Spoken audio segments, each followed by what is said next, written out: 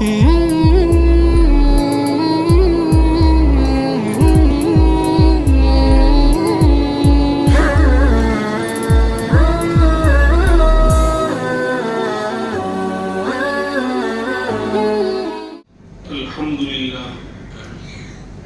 لله كفى وسلام على عباده الذين اصطفى أما بعد فأعوذ بالله من الشيطان الرجيم بسم الله الرحمن الرحيم فاذكروني أذكركم واشكروا لي ولا تكفرون فقال الله تبارك وتعالى يا أيها الذين آمنوا إذا لقيتم فئة فاثبتوا واذكروا الله كثيرا لعلكم تفلحون صدق الله العظيم اللهم صل على سيدنا محمد وعلى آل سيدنا محمد وبارك وسلم اللهم صل على سيدنا محمد وعلى آل سيدنا محمد وبارك وسلم اللهم صل على سيدنا محمد وعلى آل سيدنا محمد وبارك وسلم.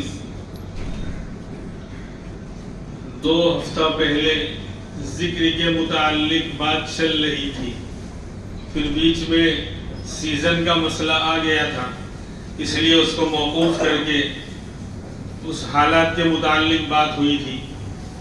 تو اللہ کا ذکر ہر وقت کی عبادت ہے، اور عبادتیں ایسی ہیں کہ وہ وقت پہ ہوتی ہیں، ان کا ٹائم ہے، اور ٹائم ختم ہو جائے گا تو وہ ختم ہو جاتی ہیں. جیسے نماز ہے جو وقت پر پڑھی جائے گی، وقت نکل گیا تو پھر قضا ہو جائے گی، پھر ادا نہیں ہوگی. روزہ ہے وقت پر ادا کیا جائے گا، رمضان کا مہینہ چلا گیا پھر روزہ جو ہے ادا نہیں ہوگا. حج ہے اس کا بھی ٹائم متعین ہے، اس وقت اس کو ادا کیا جائے گا. تو عبادتوں کا جو حال ہے وہ وقت کے ساتھ ہے کہ وہ وقت میں اس کو کرنا پڑے گا، وقت نکل گیا تو پھر وہ ادا نہیں ہوتی. لیکن اللہ کا ذکر، اللہ کو یاد کرنا، یہ ایسی عبادت ہے کہ ہر وقت انسان کر سکتا ہے، 24 گھنٹے کر سکتا ہے. 24 گھنٹے بس جہاں پر اللہ کا نام لینا منع ہے وہاں نہیں، بیت الخلاء میں نہیں ہوگا. انسان ٹوائلٹ میں گیا ہوا ہے اور اپنی حاجت پوری کرنے کے لیے گیا ہوا ہے، اس وقت منع ہے کیونکہ وہ گندی جگہ ہے، اور گندی جگہ پر پاک نام نہیں لیا جاتا، یہ بے ادبی ہے. ہاں دل کے اندر، لیکن دل سے بھی وہاں یاد کر سکتا ہے، زبان سے پڑھنا.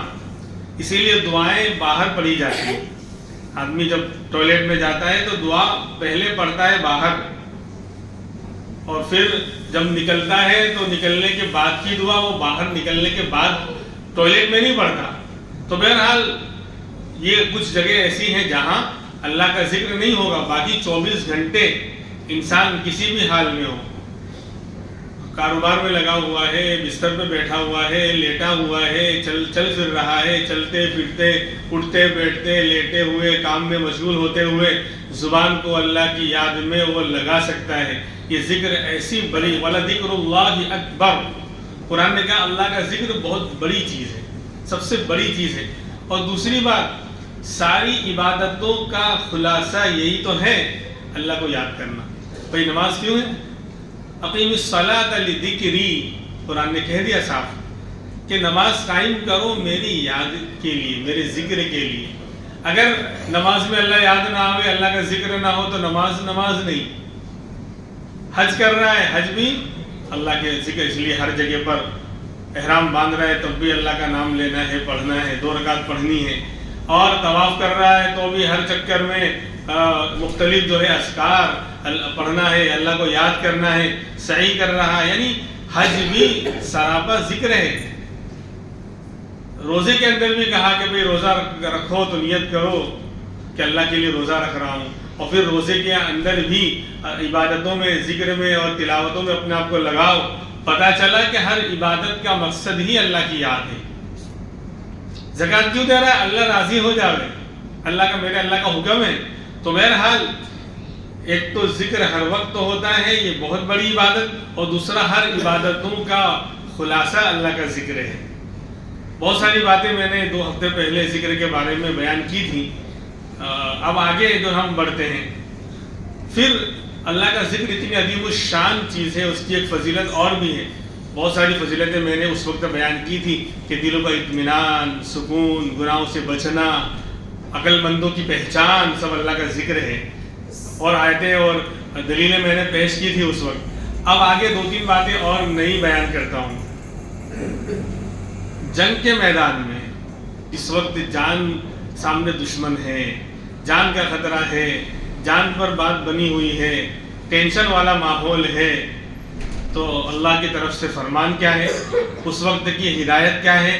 یا ایھا الذین آمنوا اذا لقیتم فئۃ فاثبتوا واذکروا اللہ کثیرا لعلکم تفلحون۔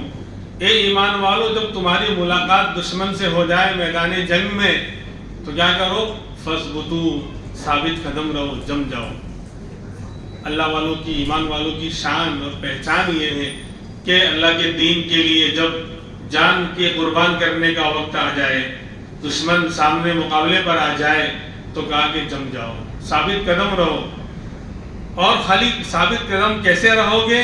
اس کا طریقہ بتایا، وَاذْكُرُوا اللَّهَ كَثِيرًا، اور خوب اللہ کو یاد کرو۔ جنگ کے میدان میں جب جان پر بنی ہے، انسان کے ہوش نہیں ہیں، حالات بڑے خطرناک ہیں، تو کہا میری یاد سے غفلت اب بھی نہیں چلے گی۔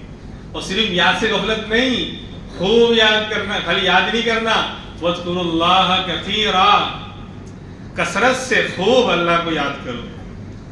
این جنگ کے وقت میں بھی جب جان پر بات بنی ہوئی ہے، حالات بڑے خطرناک ہیں، سامنے دشمن ہے، مقابلہ سخت ہے، تو بھی کہا میری یاد سے غفلت یہ نہیں چلے گا، کامیابی اس کے بغیر نہیں ملنے والی۔ وَاذْكُرُوا اللَّهَ كَثِيرًا، کہ مجھے یاد کرو، اور وہ بھی کثرت کے ساتھ یاد کرو۔ کیوں؟ لَعَلَّكُمْ تُفْلِحُونَ، تاکہ کامیابی تمہارے قدم چومے۔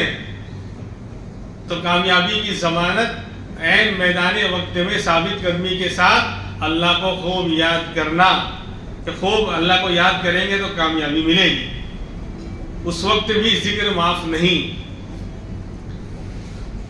دوسری بات کہ اللہ تبارک و تعالیٰ نے موسیٰ علیہ السلام کو پیغمبر اور رسول بنایا تھا، صاحب کتاب تورات عطا فرمائی تھی، اور پھر حضرت موسیٰ علیہ السلام کے مقابل میں جو دشمن تھا فرعون، بڑا خطرناک تھا، سپر پاور طاقت، خزانوں کا مالک، اور بہت زبردست حکومت اس کے پاس تھی، فوج اس کے پاس تھی، تو اسے ٹکر لینا یہ مشکل معاملہ تھا۔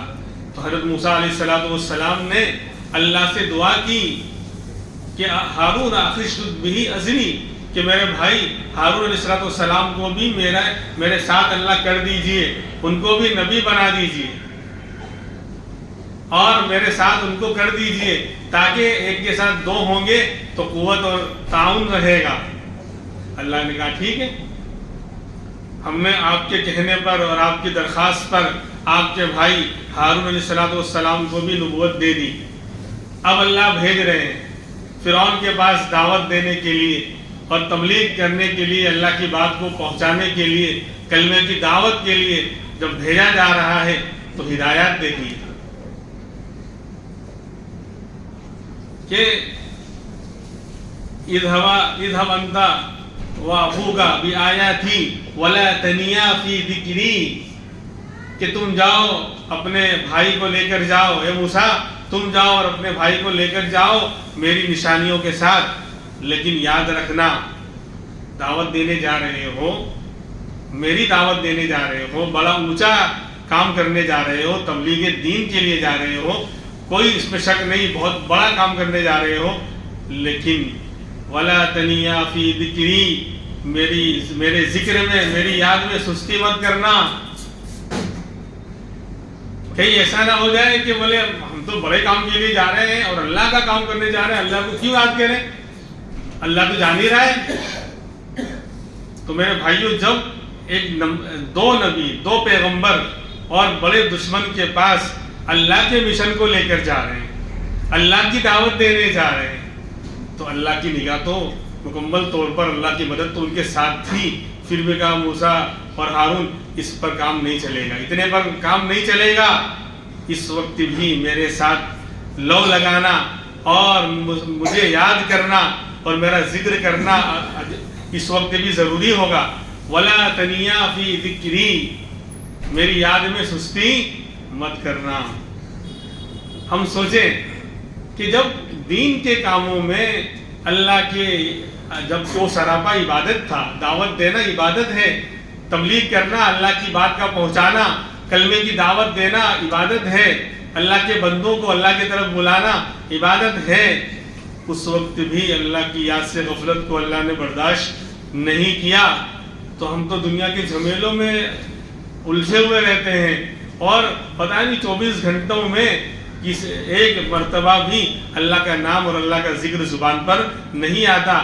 تو ایسے جھمیلوں میں تو ہمیں اور زیادہ اللہ کو یاد کرنے کی ضرورت ہے اور اللہ کی مدد کو اپنے ساتھ لینے کی ضرورت ہے. فرمایا کہ ایسے تبلیغ کے کام میں بھی وَلَا تَنِيَا فِي ذِكْرِي، میرے ذکر سے سستی نہیں چلے گی.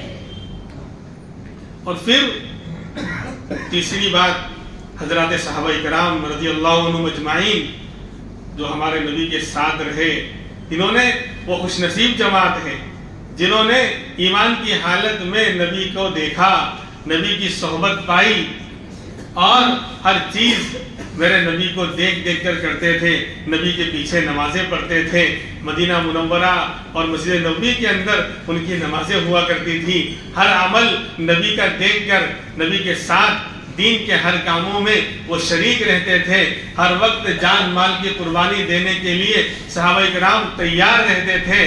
لیکن قرآن نے جو ان کی تعریف بیان کی، جو قرآن نے ان کی خاص باتیں بیان کی ہیں، وہ قرآن نے یوں بیان کی ہے. ان کی قربانیاں، ان کی محنتیں وہ ایک طرف ہے ہی، اس سے انکار نہیں کر سکتے.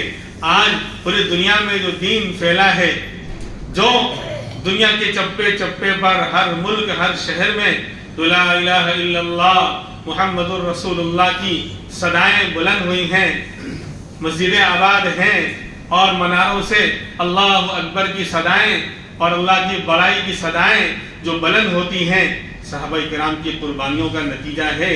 وہ اپنی جگہ پر، لیکن قرآن ان کی شان الگ انداز سے بیان کر رہا ہے. قرآن ان کی شان عجیب و غریب بیان کر رہا ہے کہ وہ ہر وقت اللہ کو یاد کرنے والے ہوتے ہیں، ہر حال میں اللہ کا ذکر کرنے والے ہوتے ہیں. رجال لا تلہیہم تجارت ولا بیع عن ذکر اللہ، کہ یہ ایسے لوگ ہیں کوئی چیز ان کو اللہ کی یاد سے اور ذکر سے غافل نہیں کر سکتی. یعنی ہر وقت اللہ کا ذکر کرنے والے لوگ، یعنی نہ تو کاروبار کرنا، دنیا کے جھمیلوں میں لگنا ان کو اللہ کی یاد سے غافل کرتا ہے. کاروبار میں ہیں تو بھی اللہ کو یاد کر رہے ہیں، بازار میں ہیں تو بھی اللہ کو یاد کر رہے ہیں. بلکہ بعض صحابہ کا تو حال یہ ہوتا تھا، عبداللہ ابن عمر رضی اللہ عنہما جو صحابہ میں سب سے زیادہ نبی کی سنتوں پر عمل کرنے والے صحابی مانے جاتے ہیں، نوجوان حضرت عمر کے لڑکے ہیں، عبداللہ ابن عمر رضی اللہ عنہما. یعنی ان کے بارے میں یہ مشہور ہے کہ نبی کی ایک ایک اداؤں کو، نبی کے ایک ایک عمل کو، نبی کی ایک ایک سنت کو معلوم کر کر کے اس پر عمل کرنے والے اور ہر نبی کی اداؤں پر اپنی جان نچھاور کرنے والے اور اپنے آپ کو کھپا دینے والے، اپنے آپ کو لگا دینے والے اگر کوئی صحابی ہیں وہ تو سب سے زیادہ عبداللہ ابن عمر رضی اللہ عنہما میں یہ بات پائی جاتی ہے. اللہ کے رسول نے سفر میں کہیں پر کچھ کیا تو یہ بھی وہی کرتے تھے. سفر میں آپ کو استنجا کا تقاضا ہوا، نبی اترے اور ایک جگہ پر اتر کر استنجا کیا. اب عبداللہ ابن عمر وہاں سے گزر رہے ہیں سالوں کے بعد، نبی کے دنیا سے جانے کے بعد اپنے ساتھیوں کے ساتھ، تو سواری سے اتر رہے ہیں اور ایک طرف ہٹ کر وہاں بیٹھ رہے ہیں. جس طرح آدمی استنجا کرنے اور فارغ ہونے کے لیے بیٹھتا ہے, اس طرح تھوڑی دیر بیٹھے پھر اٹھ کے چلنے لگے. تو ساتھیوں کو تعجب ہو رہا ہے کہ حضرت آپ اس طرح اترے پھر اس طرح بیٹھے, آپ کا تو استنجا تو آپ نے کیا نہیں, تقاضا تو کوئی پورا کیا نہیں, خالی آپ بیٹھے پھر اٹھ کے چلنے لگے. بولے تمہیں نہیں معلوم, ان نگاہوں نے اس منظر کو اپنے اندر سمو لیا ہے. میں نے دیکھا ہے میرے آقا امام الانبیاء محمد الرسول اللہ صلی اللہ علیہ وسلم کو چند سال پہلے, ابھی کوئی زیادہ لمحہ نہیں گزرا ہے, وہ منظر میری آنکھوں میں سمایا ہوا ہے کہ میں نے دیکھا ہے میرے نبی کو کیا اترے تھے سفر کے دوران اور یہاں پر استنجا کیا تھا. آپ کو تو تقاضا تھا استنجے کا, لیکن عبداللہ کو تقاضا نہیں تھا. لیکن یہ نہیں ہو سکتا, میرے نبی نے جو کام کیا ہو, جو ادا اختیار کی ہو, عبداللہ ان اداؤں کو اختیار کیے بغیر یہاں سے گزر جائے, یہ نہیں ہو سکتا. میرے بھائیوں, تو صحابہ کی شان قرآن بیان کر رہا ہے کہ کاروبار بھی, بازار کی مشغولی بھی ان کو اللہ کی ذکر سے, اللہ کی یاد سے غافل نہیں کی. یہ سب سے بڑی شان قرآن نے صحابہ کی بیان کی ہے. بلکہ عبداللہ ابن عمر کے بارے میں کہہ رہا تھا کہ نبی کی سنتوں کو زندہ کرنے کے لیے بازار جاتے تھے.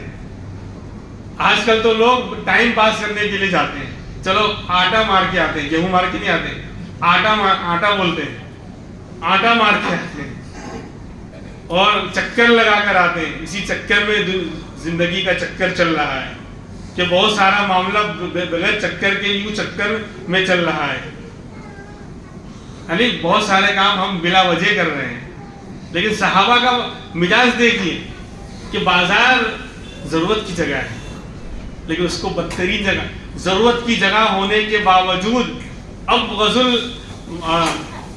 المواضع الی اللہ الاسواق, کہ بدترین جگہ اللہ کے نزدیک بازار ہے اور سب سے بہترین جگہ اللہ کے نزدیک مسجدیں ہیں. حالانکہ بازار اور کیا کہتے ہیں مارکیٹ بنانا یہ ناجائز نہیں ہے. کوئی ضرورت کی چیزیں وہاں دکانیں بنائیں گے, کھانے پینے روٹی کپڑا مکان کی ضرورت کی چیزیں وہاں انسان بیچے گا. تو بازار ضرورت کی جگہ ہیں, جائز ہیں, لیکن پھر بھی جائز جگہوں میں ناپسندیدہ جگہ بازار ہے. یعنی ضرورت کے وقت آدمی جائے وہ چلا آئے.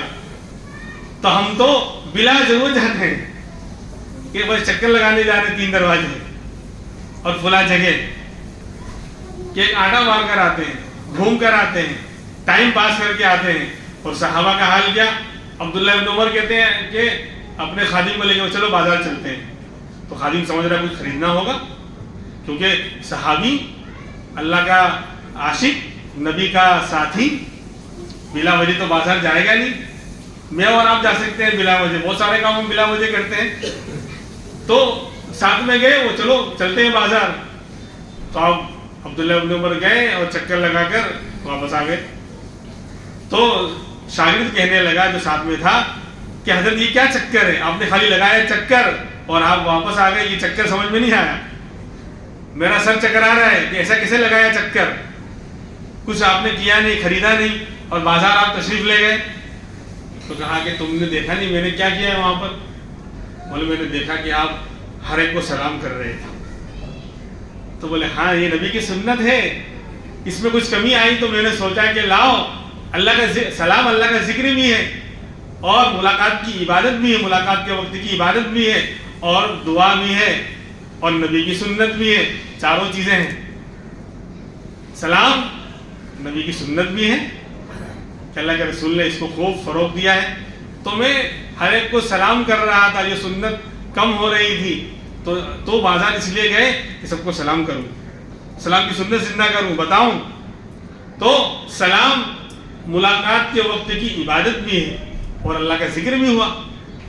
ارے اللہ کا نام نہیں ہے جسے ہم سبحان اللہ الحمدللہ ہم پڑھتے ہیں تو یہ اللہ کا ذکر ہوا.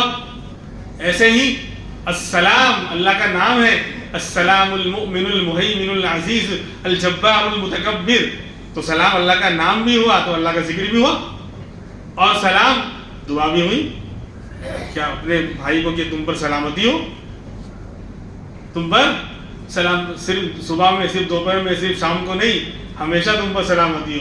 یہ گڈ مارننگ, گڈ आफ्टरनून और गुड इवनिंग गुड नाइट नहीं, खाली सुबह में तो तुम्हारी सुबह अच्छी हो, दोपहर में मर जाओ, फिर दोपहर में मिला तो तुम्हारी दोपहर अच्छी हो, शाम तक जो है तुमको अटैक आ जाए, और फिर असल में शाम को मिला तो क्या खाली शाम अच्छी हो, गुड क्या कहते हैं इवनिंग, और रात में तुम क्या कहते हैं तुम पर मुसीबत आ गई, और फिर रात में मिला तो गुड नाइट, समझे कि नहीं, हो जाए तुम्हारी लाइफ टाइट, बाद में अभी नाइट, गुड नाइट। हमारे यहाँ शानदार दुआ, अस्सलामु अलैकुम, तुम पर सलामती हो हमेशा, सुबह भी, दोपहर भी, शाम को भी, रात को भी, और आज ही कल भी, टुमारो एंड फ्यूचर, हमेशा हर वक्त जब तक तुम जियो सदा सलामती और अमन सुकून के साथ जियो। यह है इस्लाम की शानदार तालीम। तो जिक्र भी है, दुआ भी है, नबी की सुन्नत भी है, और मुलाकात के वक्त की इबादत भी है। बहरहाल ये तो सुन्नत, तो सहाबा की शान कुरान करीम ने ये बयान की कि कोई चीज़ इनको अल्लाह की याद से गाफिल नहीं करती थी, ना कारोबार करना, ना दुनिया के झमेलों में उलझना, ना नमाज कायम करना, कोई चीज़ इनको अल्लाह की याद से गाफिल नहीं करती है। ये ऐसे लोग हैं। बहरहाल तो जिक्र की बात चल रही थी कि जिक्र हर वक्त की इबादत है, और अल्लाह, बहुत से लोग कहते हैं अल्लाह के नाम को रटने में क्या होगा, इससे क्या फ़ायदा है, या आप जिक्र करते हैं, अल्लाह अल्लाह करते हैं, या जो है किसी पर पढ़कर दम करते हैं तो उससे वो अच्छा होता है, ये समझ में नहीं आया। तो अबू अली सीना बहुत बड़ा हकीम गुजरा है। हिकमत की दुनिया में आप जाएंगे तो अबू अली सीना का नाम ज़रूर आएगा। उसने किताबें लिखी हैं, बहुत शानदार फन्ने तिब का, यानी हिकमत का माहिर था वो, बहुत बड़ा हकीम गुजरा है।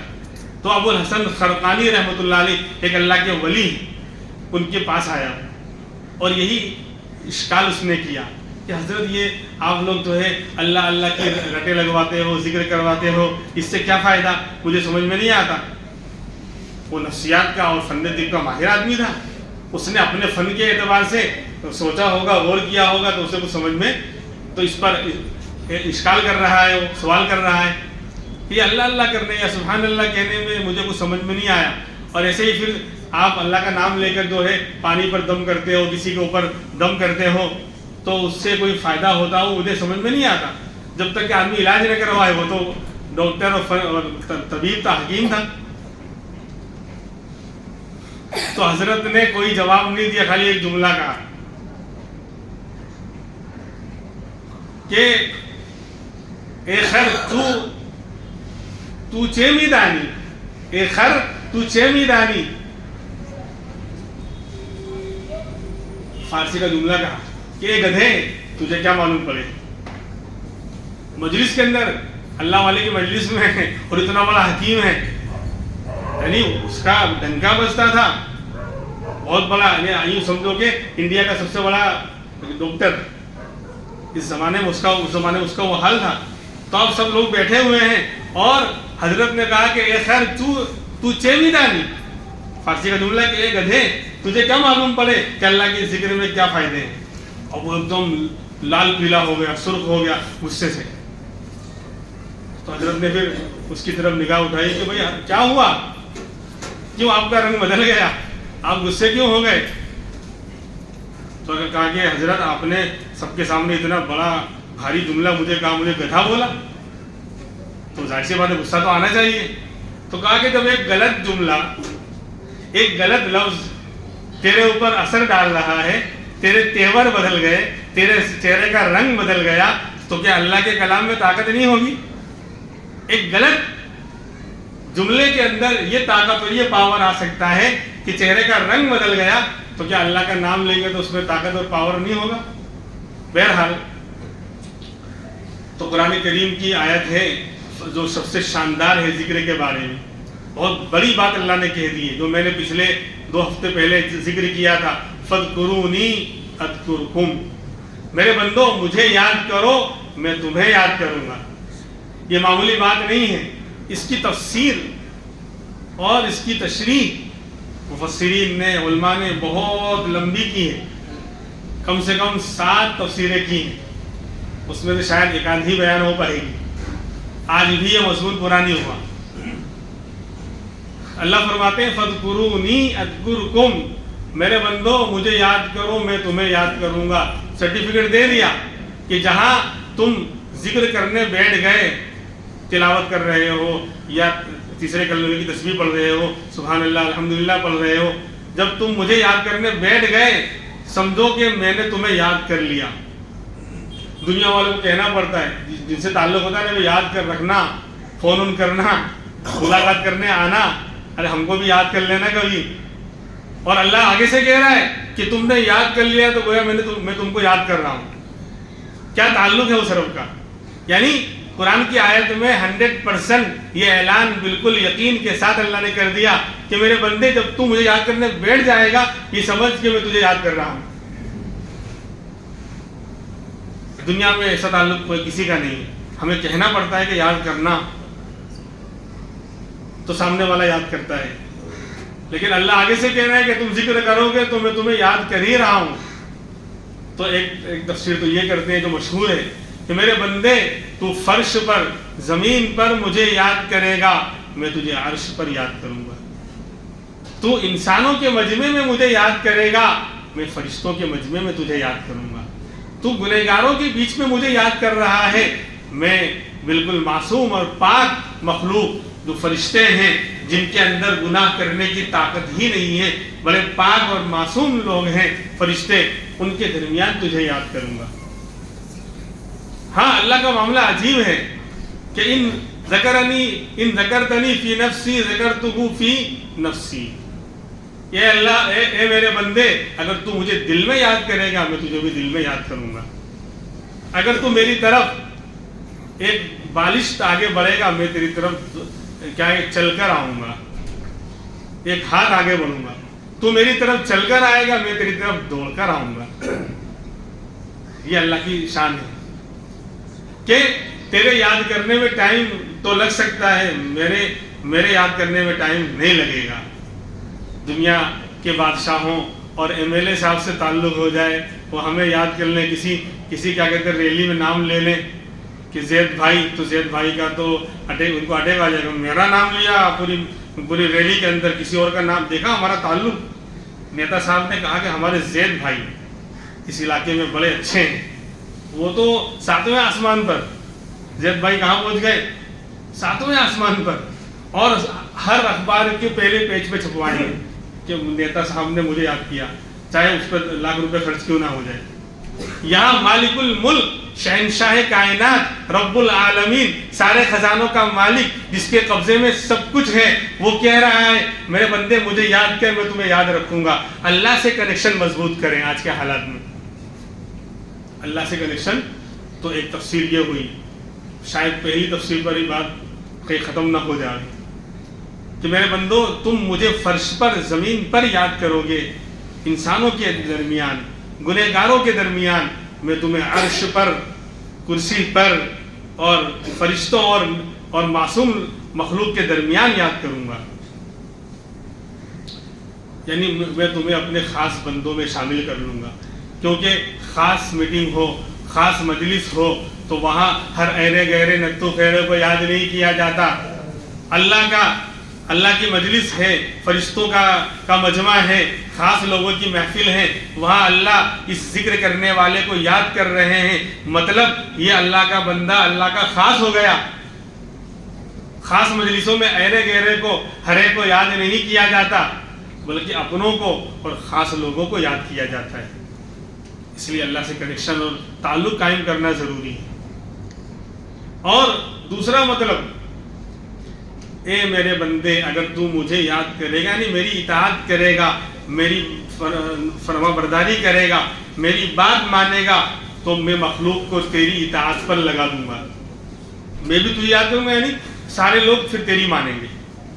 دیکھو اللہ والوں کا حال کیا ہوتا ہے، جو اللہ کو یاد کرنے والے ہوتے ہیں، اللہ کے نیک بندے ہوتے ہیں، تو سب ان کی بات مانتے ہیں، ان کے پیچھے لگے رہتے ہیں کہ حضرت یہ حضرت خالی مسافہ ہو جائے۔ ہر پوری مخلوق کو جب بندہ اللہ کی اطاعت کرتا ہے، اللہ کی فرما برداری کرتا ہے، اللہ کو یاد کرنے والا بنتا ہے، تو اللہ پوری مخلوق کو اس کی اطاعت میں، اس کی بات ماننے پر لگا دیتے ہیں، سب اس کی مانتے ہیں۔ اسی لیے ایک اللہ والے فرماتے تھے جب بھی میں نے اللہ کی نافرمانی کی، مجھ سے کوئی گناہ ہوا تو اس کا اثر میں نے اپنے گھر والوں میں، اپنی اولاد میں، اپنی بیوی میں، یہاں تک کہ اپنے جانور کے اندر اس کا اثر دیکھا کہ وہ نافرمان ہو رہا ہے، وہ مجھے ڈھنگ سے جواب نہیں دے رہا ہے۔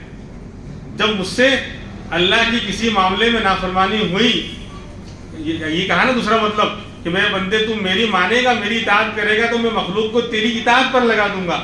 لہذا اللہ والے کہتے ہیں کہ جب بھی مجھ سے اللہ کی اطاعت میں، اللہ کی بات ماننے میں کچھ کمی ہوئی، کوئی گناہ مجھ سے ہوا، تو اس کا اثر میں نے اپنے گھر والوں میں، اپنے بچوں میں، یا اپنے ماتحتوں میں، نوکروں میں، کوئی سیٹ ہے تو نوکروں میں، یا سواری اور جانور کے اندر دیکھا اس کا اثر نافرمانی کا، کہ وہ ڈھنگ سے مطلب میرا ساتھ نہیں دے رہے، وہ مجھے الٹا سیدھا بول رہے ہیں کہ میں نے اس کو سیدھی سے بات کی پھر بھی جواب دے رہے۔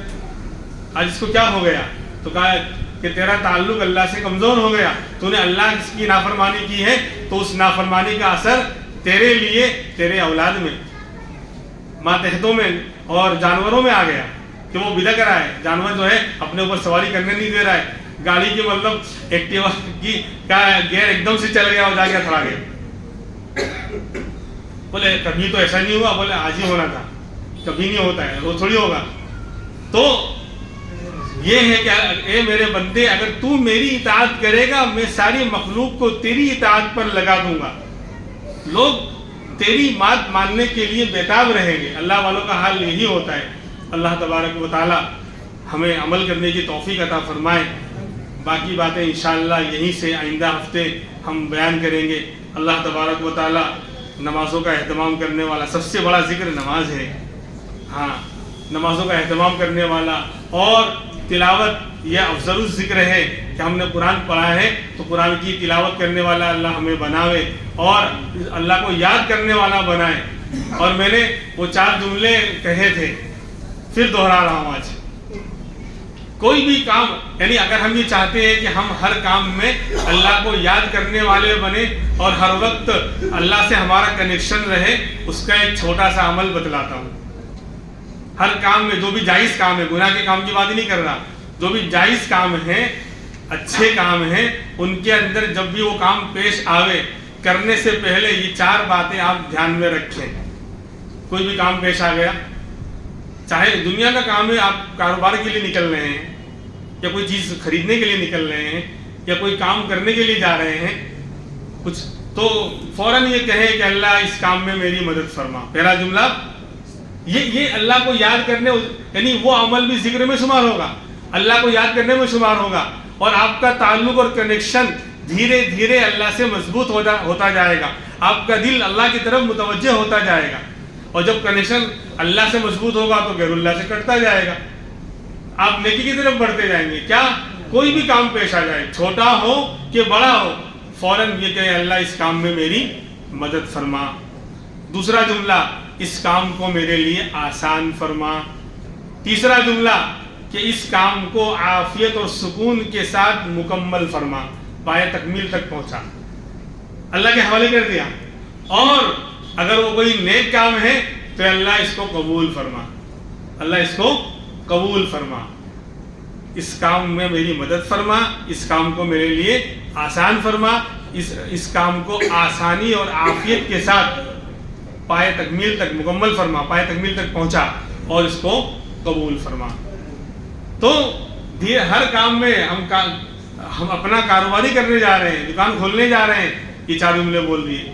گاڑی والا گاڑی چلانا اسٹارٹ کر رہا ہے، یہ 4 جملے بول دیے۔ تو اللہ کی مدد ہے آپ کا، پھر یہ مزاج بنے گا۔